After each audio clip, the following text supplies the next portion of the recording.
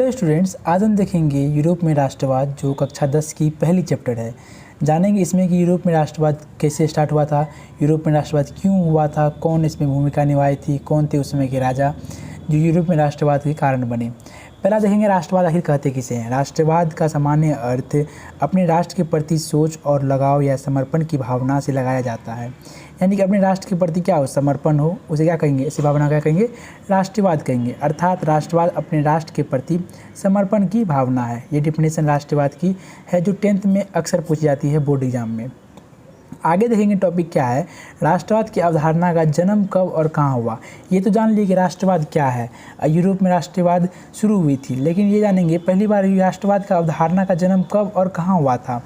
तो यहाँ देखिए, राष्ट्रवाद की अवधारणा का जन्म पुनर्जागरण काल में ही जन्म ले चुकी थी। पुनर्जागरण काल दोस्तों स्टूडेंट्स, ये वो काल है जिस समय मनुष्य धीरे धीरे विकसित कर रहा था, अपने रहन सहन को ठीक ठाक कर रहा था, उससे क्या कहेंगे, पुनर्जागरण काल कहेंगे।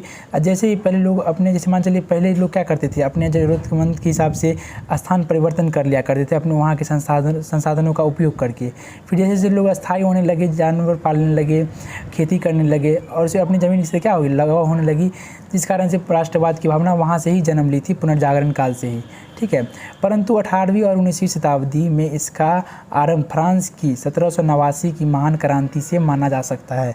दोस्तों आपको मालूम होगा कि आपने क्लास 9th में पढ़ा होगा कि 1789 में महान क्रांति हुई थी फ्रांस में, जो राष्ट्रवाद के उदय का क्या बना, सबसे बड़ा कारण बना। ठीक है, इसी क्रांति में पहली बार जनता ने एकजुट होकर के निरंकुशवाद के सशक्त रूप से विरोध किया था। निरंकुशवाद मतलब क्या होता है कि ऐसा राजा जो निरंकुश हो। ठीक है, निरंकुश और लगातार उसके वंश में क्या हो, निरंकुशवाद राजा ही जन्म लेता रहे और निरंकुश शासक ही रहे जो जनता पर अत्याचार कर रहा है, उसे सशक्त रूप से विरोध किया और फ्रांस में राजसत्ता का परिवर्तन कर दिया। फ्रांस में राजसत्ता का परिवर्तन कर दिया। कब कर दिया, 1789 ईस्वी में क्रांति शुरू हुई। निरंकुशवाद सशक्त का क्या विरोध किया और फ्रांस में राजसत्ता का परिवर्तन कर दिया। अब जानेंगे फ्रांसीसी क्रांति के बारे में। ये तो जान लिए राष्ट्रवाद क्या है, राष्ट्रवाद की अवधारणा का जन्म कब हुआ था, क्या कारण था।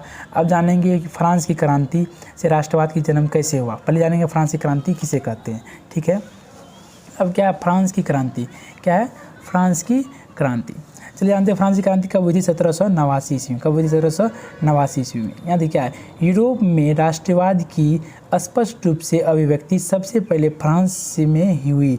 यूरोप में राष्ट्रवाद, यूरोप जैसे एशिया महादेश है वैसे यूरोप क्या है, महादेश है, जिसमें क्या आती है, यूरोप आता है, इटली आता है, ऑस्ट्रिया आता है, हॉलैंड आता है। उसी तरह से यूरोप में राष्ट्रवाद की स्पष्ट रूप से अभिव्यक्ति सबसे पहले फ्रांस में हुई। क्रांति के समय फ्रांस में निरंकुश राजवंश बुरबोन, याद रखिएगा, लुई 16वां किस राजवंश का था, बुरबोन राजवंश का था। उस समय कौन सा राजवंश थे वहाँ पे, बुरबोन राजवंश थे कि राजा लुई 16वां का शासन था। किसका था, लुई 16वां का क्या था, शासन था। किस समय, 1789 के समय, जिसका जन्म कब हुआ था, 23 अगस्त 1754 ईस्वी में वायसराय फ्रांस में हुआ था। याद रखिएगा, 23 अगस्त 1754 में वायसराय में हुआ था, फ्रांस में हुआ। और उसकी मृत्यु हुई थी 21 जनवरी 1793 पेरिस में हुई।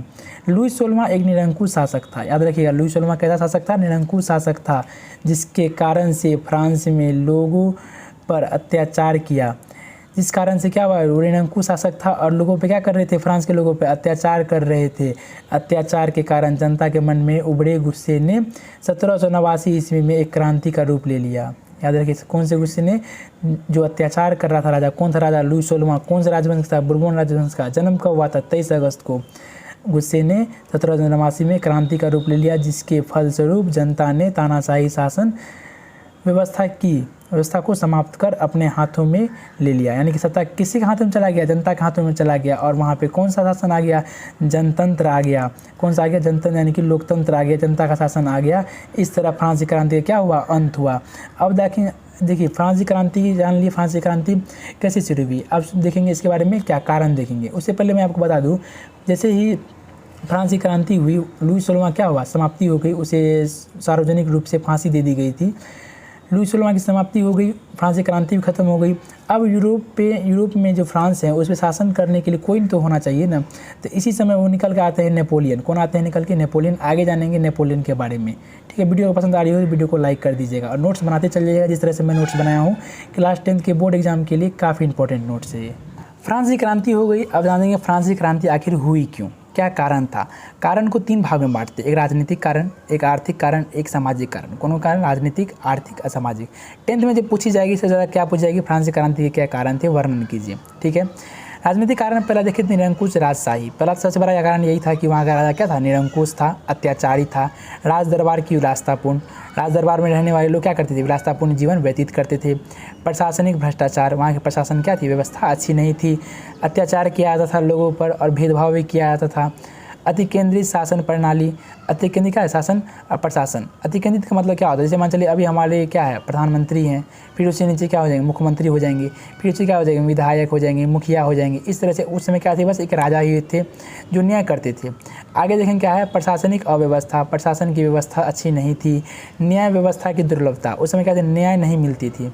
जैसे मान चलो पहले क्या धनी वर्ग थे, उसमें क्या न्याय उसको जल्दी मिल जाती थी या उसके पक्ष में न्याय होती थी, और जो निर्धन लोग थे उसका अन्याय हो जाता था, उसे अत्याचार किया जाता था।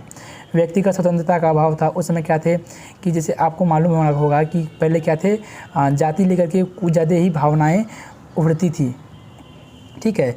जाति जैसे मान चलिए कोई अगर निम्न जाति के लोग हैं, वो अगर इस नदी से पानी नहीं पी सकते हैं तो क्या उस समय रोक लगाया जाता था कि इस नदी से पानी कुछ ही लोग पी सकते हैं।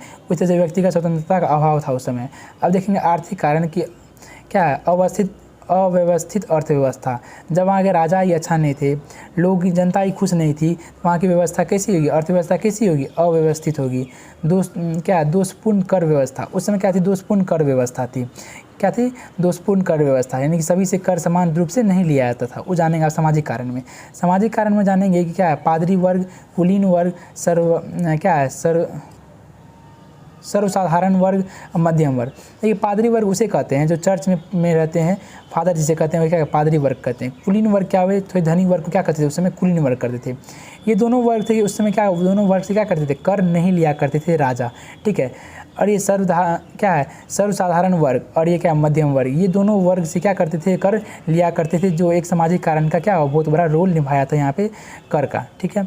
अब जानेंगे फ्रांसीसी क्रांति के बाद परिणाम क्या क्या हुआ, ठीक है। कारण जान लिए, फ्रांसीसी क्रांति कब हुई ये जान लिए, क्यों हुई ये भी जान लिए। अब क्या है, फ्रांसीसी क्रांति के बाद क्या क्या परिणाम हुए ये भी जानेंगे, ठीक है। पहला परिणाम देखेंगे, सामंती व्यवस्था की समाप्ति। सामंती व्यवस्था उसे कहते हैं, जैसे मान चलिए किसी के पिता किसी के घर में काम कर रहे हैं तो उसका होने वाला पुत्र भी उसी घर में काम करेगा, वो भी निःशुल्क, और उसके आने वाला पुत्र भी क्या है, उसी घर में काम करेगा। इसी क्या सामंती व्यवस्था थी, जिसे खत्म कर दी गई। जनतंत्र की समाप्ति कर दी, राजतंत्र की क्या कर दी, समाप्ति कर दी। राजा का क्या किया, राजा का उस समय खत्म हो गया और लोकतंत्र की क्या हो गया, स्थापना हुई। प्रशासनिक एक रूप हुए, प्रशासन की नज़र में सब व्यक्ति क्या हुए, एक रूप हुए। राजनीतिक चेतना का विकास हुआ, सभी को राजनीतिक चेतना क्या हुआ, विकास हुआ। राष्ट्रीयता की भावना का उदय हुआ, सभी क्या, राष्ट्रीयता की भावना का उदय हुआ। सबसे बड़ा कारण क्या है, राष्ट्रीयता की भावना का उदय हुआ, ये बहुत बड़ा परिणाम हुआ, ठीक है। अपने राष्ट्र के प्रति क्या है, भावना का उदय होना। अगला देखिए, अगर व्यक्तिगत का महत्व बढ़ गया, व्यक्ति क्या है, महत्व बढ़ गया। उस समय क्या थे, किसी व्यक्ति का महत्व था, किसी व्यक्ति का महत्व नहीं था। जैसे अभी क्या है, एक व्यक्ति एक मूल एक अधिकार है, सभी को बराबर अधिकार प्राप्त है। उसी तरह से उस समय क्या हुई थी, व्यक्ति का महत्व बढ़ गया था। स्वतंत्रता, समानता और बंधुत्व में क्या होता है, भाईचारा की भावना का उदय हुआ। स्वतंत्रता की भावना का उदय हुआ, सभी लोग अलग अलग जगह जाने लगे, एक दूसरे से व्यापार करने लगे। समानता की भावना हुई, किसी के मन में छुआछूत की भावना नहीं थी, ऊंच नीच की भावना नहीं थी। और बंधुत्व, सभी क्या थे, भाईचारा की नज़र से एक दूसरे को देखते थे। यह भावना क्या हुई, उस समय जागृत हुई कि फ्रांसीसी क्रांति के बाद। अब आगे देखेंगे कि नेपोलियन कैसे आए, नेपोलियन ने फ्रांसीसी क्रांति में क्या योगदान दिया और उसने यूरोप के अन्य देशों में किस तरह से युद्ध लड़े, ठीक है। ये आगे क्लास में जानेंगे। वीडियो अगर अच्छी लगी हो, अगर कोई डाउट है या कुछ अगर त्रुटि हो गई हो बोलने में, तो उसे भूल करके अगर आपको डाउट है तो कमेंट में ज़रूर बताइएगा, ठीक है। मिलते हैं नेक्स्ट वीडियो में।